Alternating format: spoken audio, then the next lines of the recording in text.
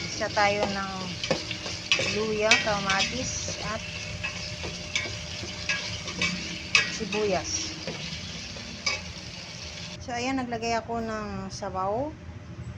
Mas masarap yung pinagugasan ng bigas. At titimplahan na natin siya.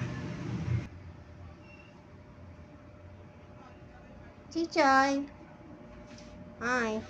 Hi, Chichay! Uy, Wiki! Chichay! So, check na natin siya. So, yan na. Malapit ng kumulo.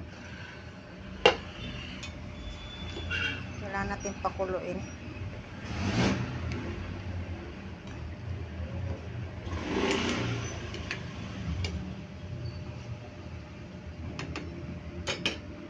Ayan muna natin hanggat siyang kumulo.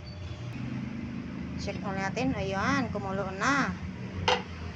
So, yummy! Aray ko. Tayo natin. At ilagay na natin yung ating mga sangkap. Yung ating mga gulay.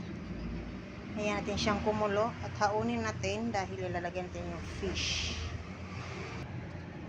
So, ilalagay na natin isa-isa yung isda. Dahil templado na yan siya. Maya tatanggalin natin yung isda para hindi siya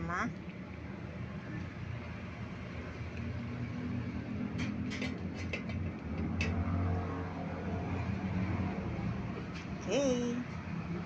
So, ayan, nilagyan na natin siya ng kangkong. Yummy! So, let's go. Magpapak na tayo after 5 minutes. Bye-bye!